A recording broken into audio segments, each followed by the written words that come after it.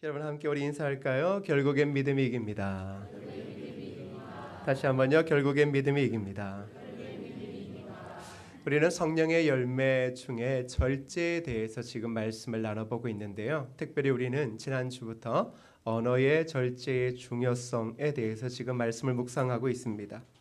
한 주간 하나님의 말씀을 어떻게 여러분 적용해 보셨습니까? 내 말과 숨결이 지나간 흔적을 우리는 늘 돌아볼 필요가 있습니다. 제가 이러한 질문을 한번 드려봐도 될까요? 지난 한 주간 내 말이 누군가에게 꽃이 되었습니까? 아니면 창이 되었습니까? 여러분이 한 주간 하나님의 말씀을 듣고 삶의 자리에 분명히 서 계셨을 건데 여러분의 말은 누군가의 마음에 꽃이 되셨습니까? 아니면 창이 되셨습니까? 조선 후기를 대표하는 문인 성대중이 엮은 청성잡기에 이런 글귀가 나옵니다. 내부족자 기사번, 신무주자 기사황. 이 뜻은 내면의 수양이 부족한 자는 말이 번잡하며 마음의 주관이 없는 자는 말이 거칠다라고 하는 뜻입니다. 말이 번잡하고 그리고 말이 거친 이유가 무엇 때문인가라고 돌아보면 그 사람의 내면에 수양이 부족하고 그리고 마음에 주관이 없기 때문이다라고 밝히고 있습니다. 여러분 우리가 품성이라고 할 때 그 품자를 아실 겁니다. 한자로 보시면 이렇게 생겼습니다. 그런데 이 품, 한 사람의 그 인격을 드러내는 그 품자가 어떻게 구성되어져 있습니까? 잘 보시면 어떤 단어가 세 개가 있는 거예요? 입구자가 세 개 모여 한 사람의 속성을 드러내고 마음을 드러내는 품자를 만들더라는 것입니다. 자, 우리의 선조들이 이러한 이 품자를 이렇게 적을 때마다 무엇을 생각했냐 그러면 사람의 성품이라는 것이 결국 말이 쌓이고 쌓여 한 사람의 품성이 된다라고 하는 뜻을 생각했을 겁니다. 품성을 또 다른 말로 우리는 인격이라고 이야기합니다. 그래서 격자라고 하는 걸 쓰죠. 여기에서 이 한자로 격이라고 하는 의미는 깎는다라고 하는 뜻을 가지고 있습니다. 모난 것을 깎고 균형이 맞지 않는 것을 깎아서 온전하게 제 모습을 갖추었을 때, 즉 사람이라는 것이 모난 게 얼마나 많겠습니까? 그런데 그것을 깎고 또 깎아 균형을 맞추어 제대로 사람다운 모습을 갖추어졌을 때야만이 그 사람을 가리켜 인격이라고 하는 말을 붙이게 되어지는 겁니다. 저와 여러분은 그리스도인입니다. 그리스도인이라고 하면 단순한 품격이 아니라 그 앞에 거룩한 품격을 가진 하나님의 사람이라고 우리는 이야기를 합니다. 그렇다면 우리의 품격이라는 것은 고작 세상처럼 고상하고 조금 더 나은 학문의 지식을 가지고 있고 말을 조금 조리 있게 잘하는 것을 의미하는 것은 아닙니다.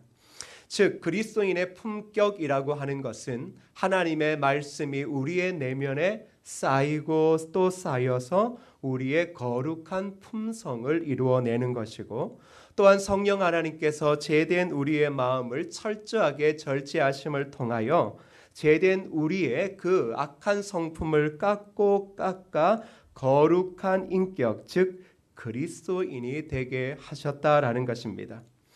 이렇게 만들어진 거룩한 성품, 그리스도인의 거룩한 성품은 이 땅에 어떻게 무엇으로 드러나는가 하면 바로 언어로 드러나더라는 것입니다. 언어는 그 사람의 내면에 쌓은 것을 드러내는 것입니다. 단순히 저와 여러분이 이야기하고자 하는 바가 좋은 말 하자가 아니라 우리의 본래의 품격, 우리의 본 모습을 드러내는 것은 말인데 그 말은 우리 안에 담고 있는 그 사람의 내면에 쌓여 있는 것을 드러내는 것입니다. 그리스도인의 언어라고 하는 것은 바로 그 안에 쌓여 있는 하나님의 말씀이 드러나는 통로라는 사실을 잊지 않아야 합니다. 저와 여러분들이 지금 늘 언제나 주어진 삶의 자리에서 가장 많이 지금 사용하는 것이 우리의 입 아니겠습니까?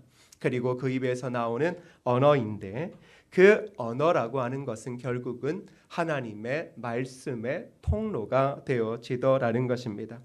그러기에 그리스도인의 언어는 그저 세상 사람들의 언어와는 그 격이 다릅니다. 왜냐 그러면 생명의 말씀이 그 마음에 담겨져 있기 때문에 그리스도인에게서 나오는 언어는 독특한 특징을 가집니다. 무엇인가? 생명의 언어라는 것입니다.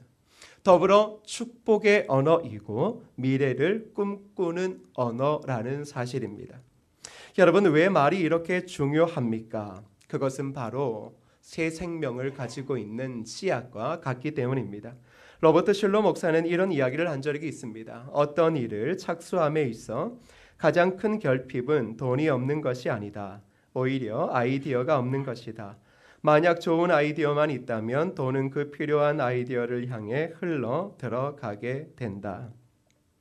사람들은 이 땅을 살아가면서 그 옛날은 잘 모르겠지만 이 돈이라고 하는 경제활동을 시작하게 되면서부터 계속 해왔던 말들이 있습니다. 그리고 변하지 않는 말이 있습니다. 돈이 없다. 그래서 돈이 없어서 못한다. 근데 여러분, 정말 우리의 삶에 없는 것이 무엇일까요? 돈이 없어서 우리의 인생이 이렇게 막장에 이르게 되었다라고 여러분은 그렇게 믿고 있습니까? 돈이 없으면 분명 우리의 삶에 불편한 요소들이 정말 많은 것은 우리 서로가 잘 알고 있을 것입니다. 그러나 우리가 어린 아이들을 우리의 배로 이 땅 가운데 놓고 그들을 양육할 때에도 늘 했던 말이 있습니다. 돈 없으면 못해가 아니라 꿈 없으면 못 살아가입니다. 결국 이 땅의 사람들은 돈이 없다라는 핑계로 아무것도 안 하려고 하는 자들이 훨씬 더 많습니다. 결국 그것은 꿈이 없는 것입니다. 사람들의 마음을 흥분시킬 만한 그러한 프로젝트, 그러한 생각이 없고 다음 세대를 풍요롭게 만들고 그들을 일으킬 수 있는 꿈이 없다라는 것입니다.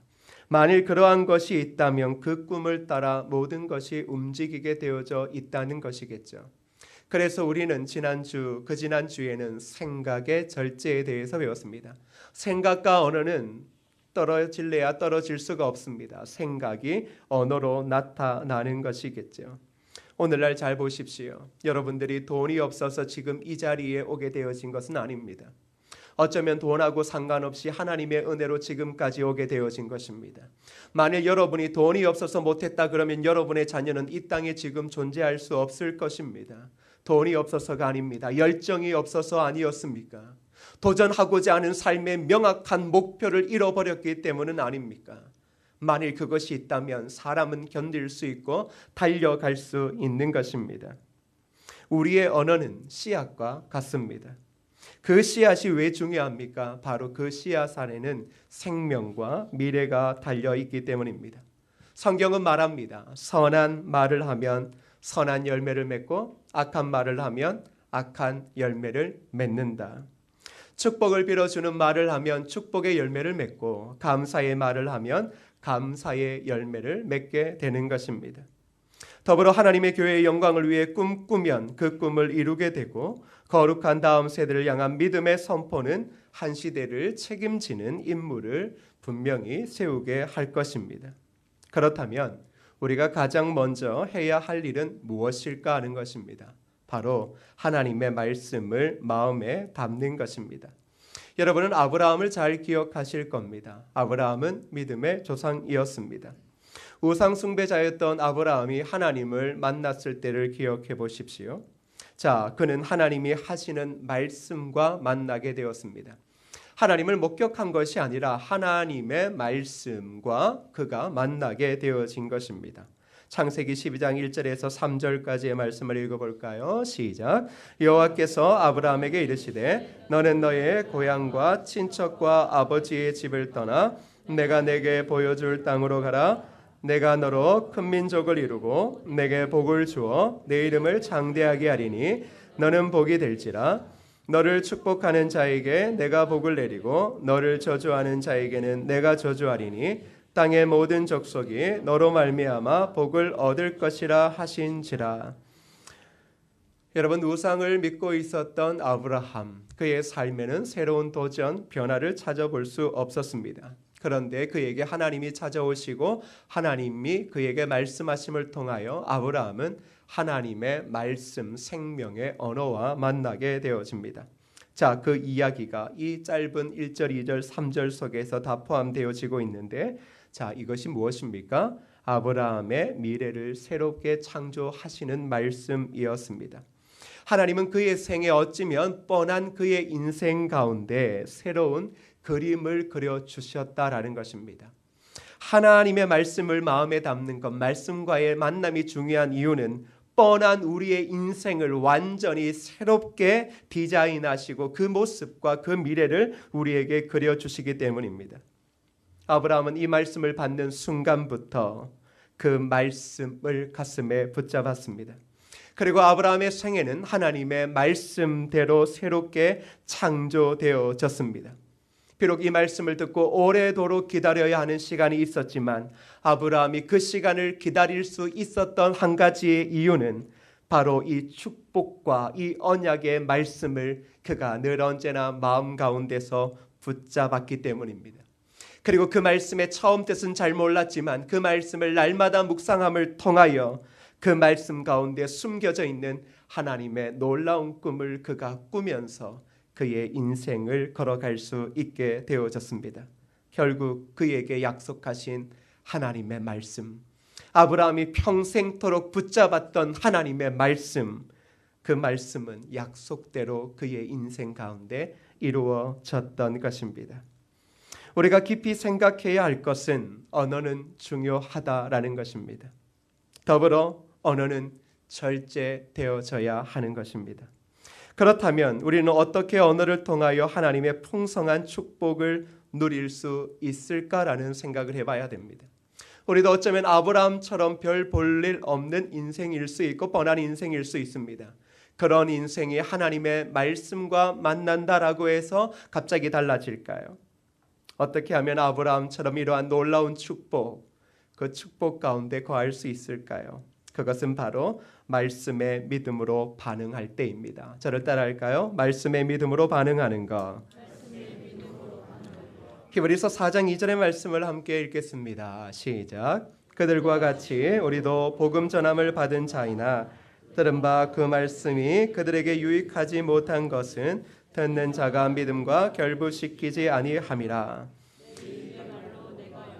아니에요? 네, 감사합니다. 자, 유대인들은 복음을 받았습니다. 그렇죠? 그런데 히브리서 4장에 보니까 뭐라 그래요? 복음을 받았는데 그 복음이 그들에게 유익되지 못했다. 이런 말을 하거든요. 자, 그 이유가 무엇 때문인가? 히브리서 기자가 뒤에 이야기를 해요. 그 말씀이 그들에게 유익하지 못한 것은 듣는 자가 무엇과 결부시키지 않았다? 믿음과 결부시키지 않았기 때문이다라고 말합니다. 자, 하나님의 언어인 하나님의 말씀을 받더라도 그 말씀을 받을 때 중요한 한 가지의 원칙이 있는 것 같습니다. 무엇입니까? 믿음으로 받느냐 아니면 받아들이지 않느냐라는 것입니다. 그 말씀은 우리의 삶, 이제 우리가 만일 하나님의 말씀을 믿음으로 받아들이지 않는다면 그 말씀은 우리의 삶에 아무런 유익함이 없다라는 것입니다. 다시 말하면 말씀의 능력이 믿지 않는 자들에게는 전혀 나타나지 않는 것이겠죠. 이것은 말씀 자체에 문제가 있거나 능력이 없거나 하는 문제가 아닙니다. 말씀은 늘 언제나 살아 있습니다. 오늘도 하나님의 말씀은 한 영혼을 변화시키기에 부족함이 없습니다. 온 인류의 역사를 바꾸시기에도 부족함이 없는 것이 하나님의 말씀입니다. 그런데 말입니다. 말씀을 받은 사람이 의심한 까닭에 결국 그 말씀은 자신의 능력을 그들의 삶 가운데 드러내주지 않았다라는 것입니다. 아브라함을 보십시오. 그는 그 말씀을 믿음으로 받아들이고 그 말씀이 떨어지기 무섭게 자신의 고향을 떠났습니다. 뭐 어떤 차이입니까? 믿음의 차이인 것입니다. 우리가 지금 그리스도인으로서 사용하고 있는 이 언어도 마찬가지입니다. 우리가 사용하는 언어에 믿음이 없으면 그 언어는 힘이 없게 되어집니다. 우리가 말하면서도 예수 그리스도의 능력과 하나님의 구원의 역사를 말하면서도 우리에게 끊임없이 회의와 의심이 든다면 그 말은 아무런 도전도 주지 못할 것입니다. 결국 말하는 사람도 힘도 없고 그런 이야기를 듣는 사람도 오히려 힘이 더욱 빠지게 될 것이라는 사실입니다. 잠언 6장 2절에 무엇이라고 말합니까? 읽어볼까요? 시작. 내 입의 말로 내가 얽혔으며 내 입의 말로 인하여 잡히게 되었느니라. 결국 우리의 인생이 우리가 이야기하고자 하는 그 말로 잡히게 된다라고 말합니다. 우리의 언어가 병들면 결국 부정적인 우리의 인생에는 많은 문제가 생깁니다. 언어가 병들었다라고 하는 것은 어떤 언어가 병들었느냐? 남을 욕하고 비방하고 남을 쓰러뜨리는 언어들일 것입니다. 이런 언어들이 계속 우리의 마음에서 있게 되어진다면 어떠한 일이 벌어집니까? 오히려 우리의 인생에 문제가 있게 되어집니다. 그리스도인에게 있어서 병든 언어는 무엇입니까? 단순히 남을 욕하고 비방하고 남을 쓰러뜨리는 언어가 아니라 그리스도인에게 있어서 병든 언어는 하나님의 전능하심과 위대하심을 드러내지 않는 것입니다. 결국 로버트 슐러 목사가 이야기한 것처럼 하나님의 교회 공동체와 믿음의 사람들이 시대 가운데 최고의 가치인 돈을 숭배하면서 돈이 없으면 우리도 아무것도 할 수 없습니다. 그렇게 이야기하는 것이 매우 합리적인 것 같고 지혜로운 것 같지만 결국 그들의 말에 무엇이 드러나지 않습니까? 하나님의 전능하심, 돈보다 우월하시고 온 세계를 만드신 하나님의 전능하심은 그리스도인들로 통하여 드러나지 않는 것입니다. 그것이 바로 그리스도인의 병든 언어입니다. 교회마다 믿음의 선포가 없습니다. 교회마다 이러한 이야기들은 부담스러운 이야기가 되어지고 맙니다. 왜 그렇습니까? 전능하신 하나님을 그렇게 믿고 있지 않기 때문입니다. 전능하신 하나님의 말씀이 고이고이 쌓인 자들은 늘 언제나 시대의 환경을 뛰어넘어 하나님의 일하심을 보게 되어지는 것이죠. 만일 우리의 병든 언어가 그리스도인의 언어가 병들어 있다면 우리는 이 땅 가운데 스스로 우리가 믿고 있는 하나님 그리고 예수 그리스도가 아무 힘도 없고 무력한 존재라는 것을 드러낼 뿐이라는 사실입니다. 부정적인 사람의 5가지 특징이라는 제목의 글을 본 적이 있습니다. 여러분도 한번 살펴보십시오. 부정적인 사람이 결국 부정적인 언어를 이야기할 수밖에 없습니다.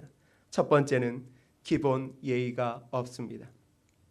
상대에 대한 예의를 모릅니다. 자기 딴에는 정당한 비판이라고 하는데 그 비판의 방식이나 수위를 조절할 줄 모릅니다.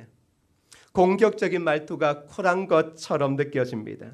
힐난과 조롱의 언어 습관이 배어져 있습니다. 욕을 안 쓰면 말을 못합니다. 과격한 표현으로 분란을 일으키고도 뭐가 문제인 줄 잘 파악하지 못합니다. 기본 예의가 없기에 이들과 온전한 대화를 한다는 건 거의 불가능합니다. 부정적인 사람, 기본적인 예의가 없기에 사람의 마음을 후벼 파는 이야기들이 그저 삶에 아무렇지도 않게 드러나는 것이죠. 두 번째는 사소한 것에 집착합니다. 사소한 것에 쉽게 분노합니다. 서비스 직원의 작은 실수조차 그냥 넘기지 않습니다. 대수롭지 않게 넘어갈 일에도 흥분합니다. 말꼬리 잡는 말투가 습관입니다. 세상의 크고 중요한 문제는 등한시하고 작고 하찮은 것에는 목숨을 겁니다. 그릇이 작아 유치함이 기본 품새입니다. 진상짓으로 블랙리스트에 이름 올려둔 사람 대다수가 이런 타입입니다. 세 번째는 맥락을 파악할 줄 모릅니다. 달을 보라고 가리키면 손가락을 쳐다보고 있는 실정입니다. 그러면서 손톱이나 손모양 등 전혀 중요하지 않은 걸 물고 늘어집니다. 다른 사람 글에 상습적으로 맞춤법 지적하고 문맥을 읽지 않고 지엽적인 것만 물고 늘어지는 스타일이라 할 수 있습니다. 모든 것 맥락 안에서 의미를 파악해야 되는데 그 사람들은 특정 부분만 잘라서 자기 멋대로 오해하며 비난하길 즐기는 사람들, 매우 치졸한 사람들입니다. 네 번째는 개선할 의지가 전혀 없는 사람입니다. 항상 안 좋은 방향만 언급합니다.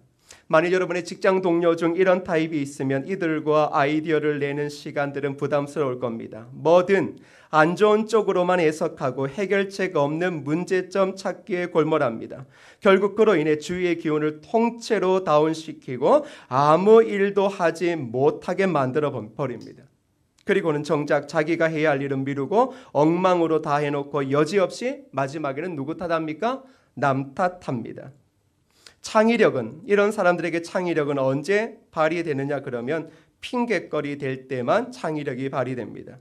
그리고 열심히 사는 사람들을 노력 중이라 비하하면서 자신의 나태함을 정당화합니다. 다섯 번째는 자기 성찰이 없습니다. 자기 반성이 없다는 겁니다. 그래서 본인 잘못 모릅니다. 문제의 원인을 밖에서만 찾고 스스로 극복해 나갈 의지는 눈꼽만큼도 없습니다. 이런 타입은 칭찬에도 인색합니다. 자신에게는 관대하지만 타인에게는 엄격합니다. 색안경을 끼고 세상을 봅니다. 사사건건 불편한 게 많다면 본인한테 문제가 없는지 먼저 살펴야지. 이런 사람들은 늘 남 탓만 하는 겁니다. 자, 여러분의 주위의 직장에 기본 예의가 없고 사소한 것에 집착하고 맥락 파악할 줄 모르고 개선할 의지가 없고 자기 성찰이 없는 이러한 부정적인 사람들, 그 사람들에게서 들려지는 되지도 않는 말도 안 되는 모든 사람과 모든 직장의 조직을 한순간에 무너뜨려 버릴 만한 이러한 부정적인 언어들을 내뱉고 있는 사람이 주위에 있다면 그거야말로 지옥입니다. 내일 월요일 날 출근해야 되는데 여러분의 직장 상사가 무엇인가 여러분이 좋은 아이디어만 내면 거기다가 초를 칠합니다. 뭐 다 어려운데 뭘 하냐, 그만둬라. 직장 말아먹는 겁니다. 우리의 집의 자녀가 아버지 어머니 앞에 내가 한번 꿈을 가지고 공부를 다시 해보려고 하는데 이렇게 해보려고 합니다라고 하는데 부모가 한다는 말이 돈 없어, 그냥 적당히 살아, 그러다가 말지. 그 아이의 기운이 어떻게 될 거라고 생각하십니까? 사람 죽이는 것 일도 아닙니다. 꿈을 빼앗아 가버리면 됩니다. 늘 초를 쳐버리면 됩니다. 늘 언제나 사람들의 마음을 갈기갈기 찢어놓는 이야기들을 아무렇지도 않게 해버리면 됩니다. 그러면 가정도 죽고 자녀도 죽고 이 나라와 조국과 여러분이 몸담고 있는 모든 것도 금방 죽어버립니다. 만일 우리가 이러한 곳에 계속 살아야 한다면 그것은 굳이 죽어서 지옥을 안 가도 지금이 지옥 아니겠습니까? 잘 생각해 보십시오. 같은 언어라도 어떤 사람이 사용하면 큰 능력으로 나타나지만 어떤 사람이 사용하면 아무런 능력도 나타나지 않습니다. 같은 언어라도 어떤 사람에게는 기적이 나타나기도 하지만 어떤 사람들에게는 아무런 기적이 나타나지도 않습니다. 같은 언어라도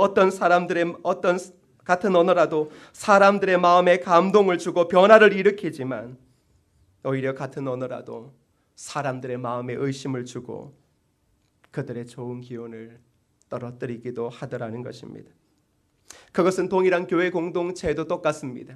그저 세상의 사람들 앞에 있는 것이 아니라 하나님 앞에 있는 저와 여러분, 교회 공동체에서 하나님의 말씀을 받아들여도 누군가는 그 말씀의 약속을 붙잡고 그 말씀 안에서 꿈을 꾸고 하나님께서 약속을 이루실 것을 바라보며 생명의 언어를 이야기하며 그 놀라운 은혜를 경험하기도 하지만 또 똑같이 동일한 말씀 앞에 있어도 어떤 자들에게 있어서는 하나님의 말씀은 그저 자신의 생각과 자신의 느낌보다 중요하지 않기에 결국 교회 공동체 안에 있어도 전혀 그 하나님의 말씀이 자신의 삶에 큰 역사를 만들어 내보지도 못한 채 살아가기도 하더라는 것입니다. 여러분은 어떤 사람들입니까? 사랑하는 여러분, 그리스도인의 언어, 그 언어는 분명한 절제가 필요합니다. 우리의 언어는 마음의 것을 표현하는 것입니다. 그리고 그 언어는 우리가 무엇을 믿고 있는지를 정확히 드러내는 것입니다.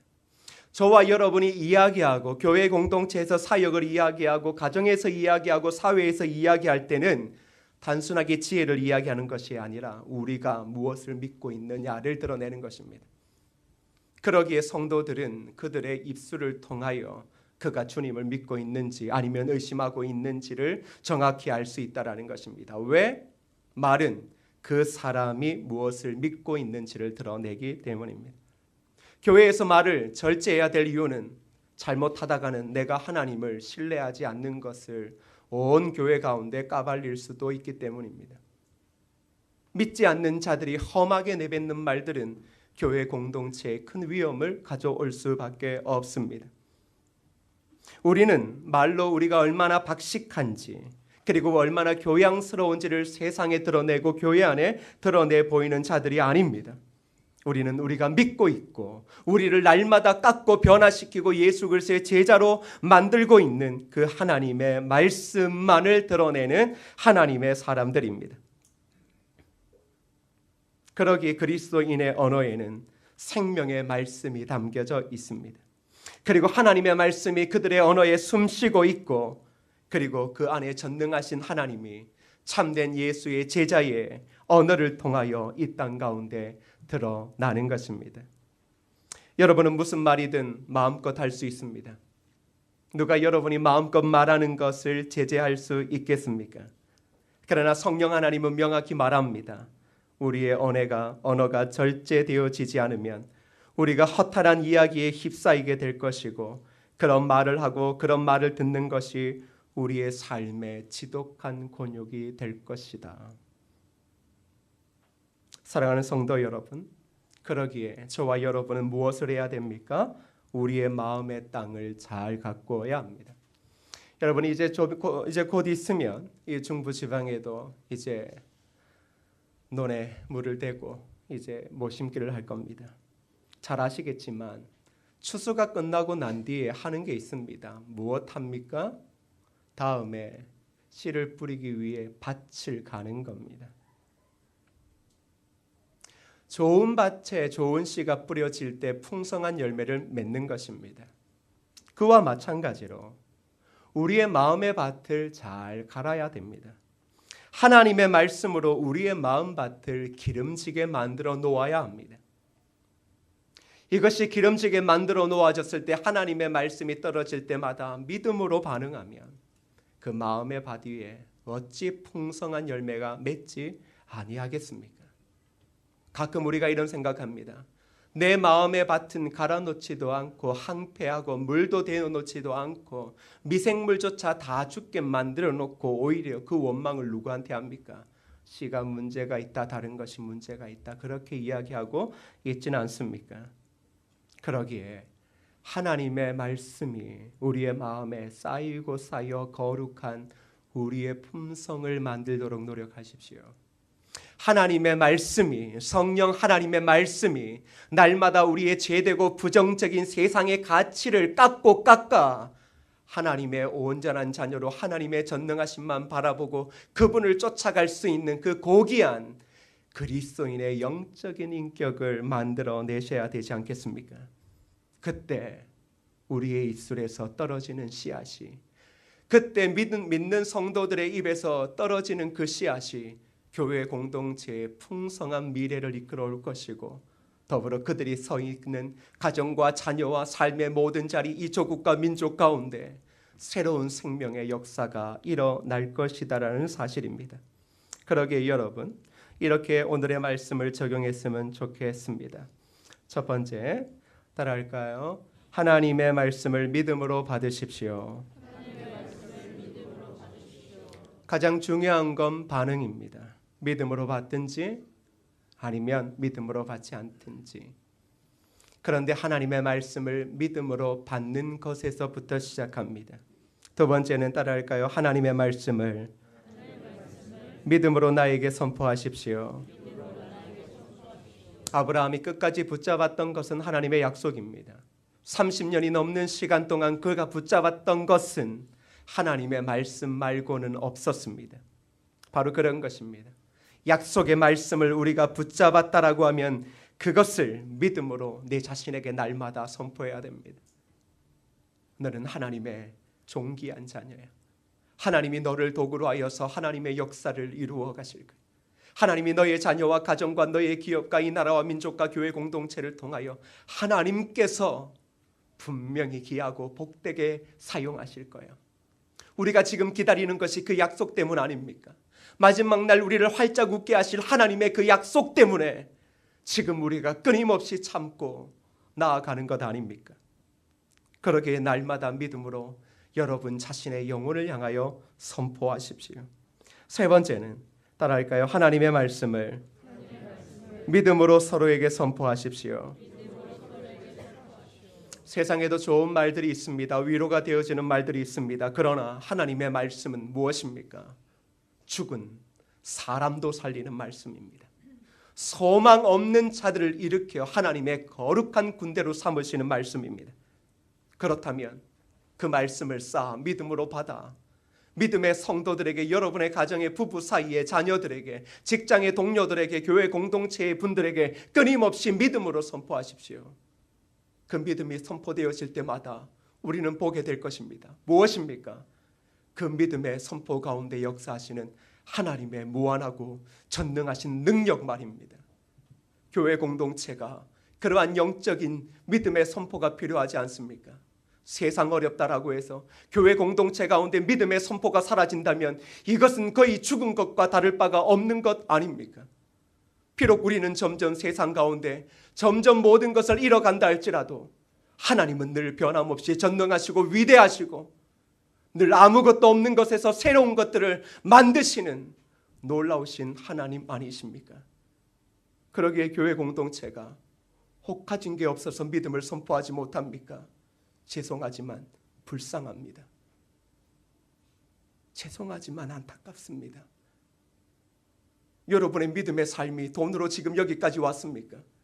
여러분의 인생이 그 과거의 여러분의 부모로부터 엄청난 유산을 물려받아 이 어려운 시기를 지나오고 그리스도의 복음 가운데 들어온 것입니까? 하나님 아닙니까?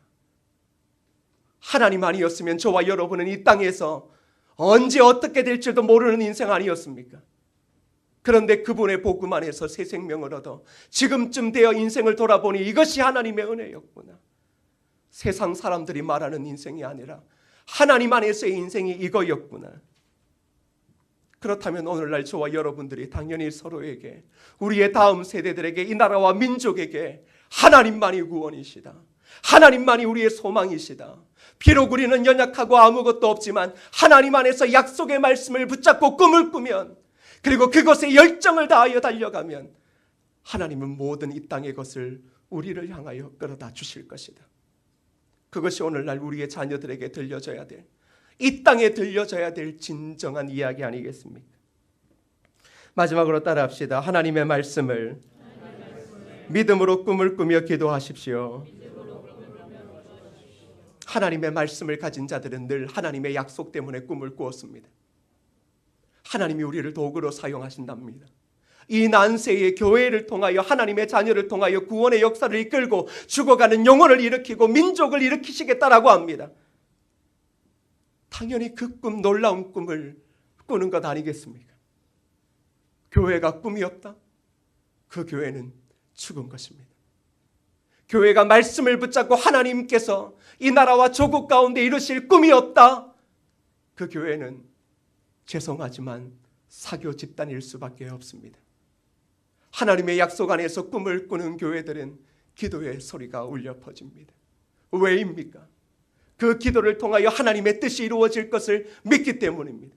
기도를 통하여 그 명확한 꿈이 어떻게 이루어질지를 바라보기 때문입니다. 교회는 꿈을 꾸며 꿈꾸는 자들이 기도하는 것입니다. 사랑하는 성도 여러분, 여러분이 그리스도의 말씀을 가슴에 가지고 있다면 여러분은 기도하지 않을 수 없습니다.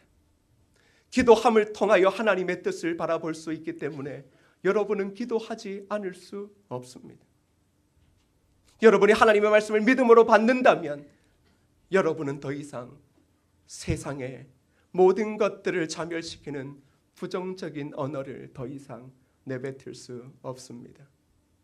진정한 그리스도 안에 있다면, 진짜 그분의 말씀이 내 삶의 유일한 힘과 소망과 구원이 되어 그 말씀이 내 안에 살아 숨쉬고 있다면 내 입술로는 절대로 세상에 거짓되고 부패하고 그리고 부정적인 사람들의 마음에 상처를 주는 말을 내뱉을 수 없습니다. 오늘 우리는 점진적으로 변화되어져 가야 됩니다. 그러기에 하나님의 말씀을 온전히 믿고 따라가십시오. 그리고 날마다 우리의 삶의 자리에 어려운 환경을 보고 탄식하지 말고, 그것을 위해 기도하지 말고, 하나님께서 나로 하여금 그 말씀을 붙잡고 나아갈 때 다시금 웃게 하실 것이고 다시금 기쁨을 회복하게 하실 것을 바라보며 오히려 더욱 말씀을 의지하며 그 말씀을 믿음으로 달려가십시오.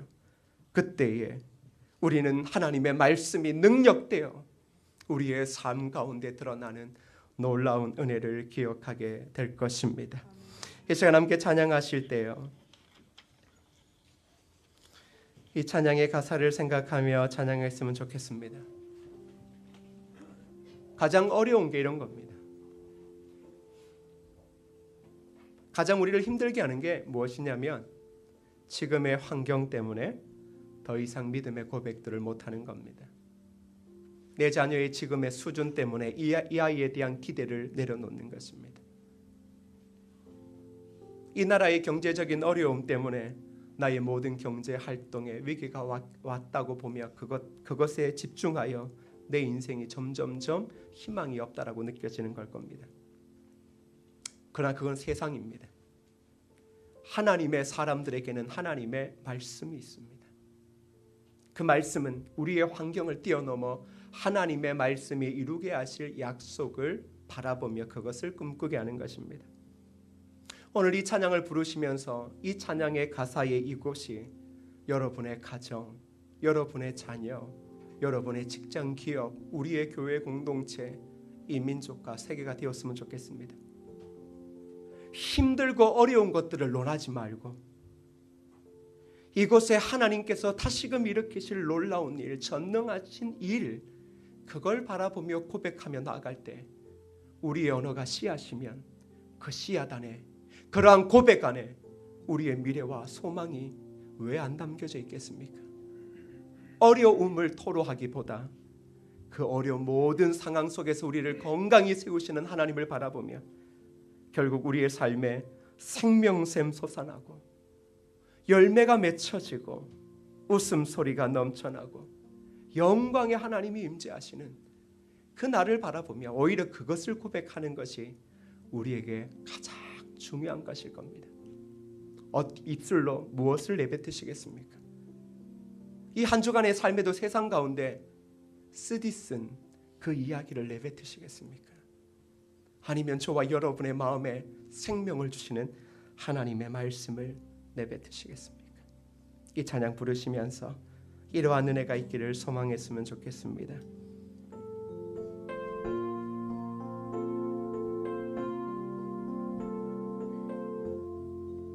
이곳에 생명샘 솟아나, 이곳에 생명샘 솟아나 눈물 골짝 지나갈 때에 모자라 열매 맺히고 웃음소리 넘쳐나. 다시 한번 고백할까요? 이곳에 생명샘 솟아나, 이곳에 생명샘 솟아나 눈물 골짝 지나갈 때에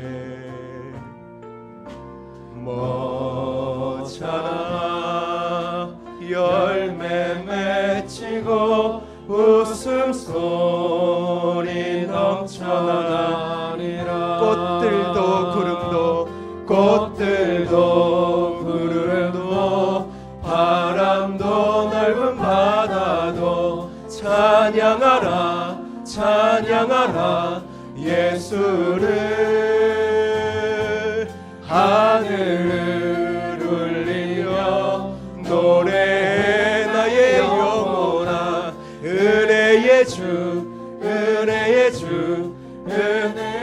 2절입니다. 그날에 하늘이 열리고, 그날에 하늘이 열리고 모든 이가 보게 되리라. 마침내 꽃들이 피고, 마침내 꽃들이 피고 영광에 주가 오시리라. 꽃들도 구름도 바람도 넓은 바다도 찬양하라 예수를. 하늘을 울리며 노래해 나의 영혼아 은혜의 주 꽃들도 구름도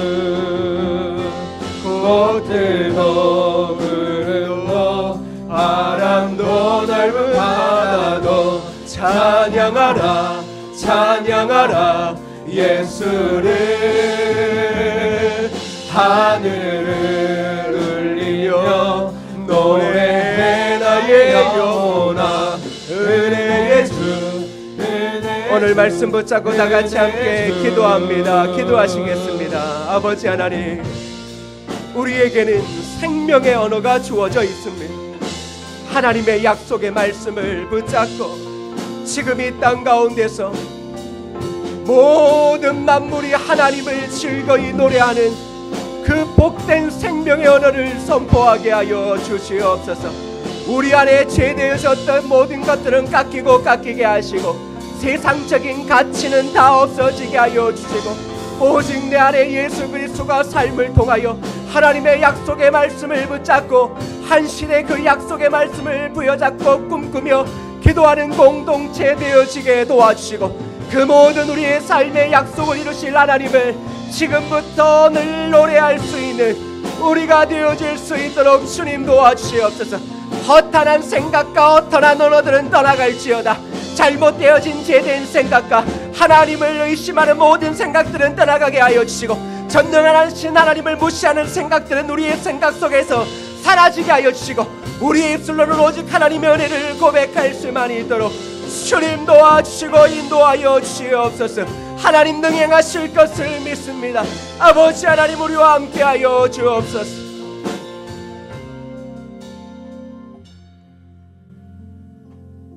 아버지 하나님, 하나님의 말씀이 쌓이고 쌓여 그 말씀이 우리의 죄된 가치와 생각을 깎고 또 깎아 거룩한 예수의 그 인격을 우리가 이루어내게 하여 주옵소서. 우리가 하나님을 믿는다라고 하지만 삶의 자리에서 하나님이 없는 것처럼 참 많은 부정적인 이야기들을 합니다. 하물며 내 자녀를 향하여서도 내 자신을 향하여서도 말입니다. 오늘 우리의 삶의 모든 복된 곳에서 언젠가 하나님 앞에 모두가 즐거이 찬양할 때를 바라보며 다시금 열매 맺게 하시고 다시금 일으키시고 다시금 구원의 큰 꿈을 이루시는 하나님을 날마다 선포함을 통하여 약한 자를 통해 큰일 이루시는 하나님을 이 시대에 경험할 수 있도록 도와주옵소서. 예수님의 이름으로 기도드립니다. 아멘.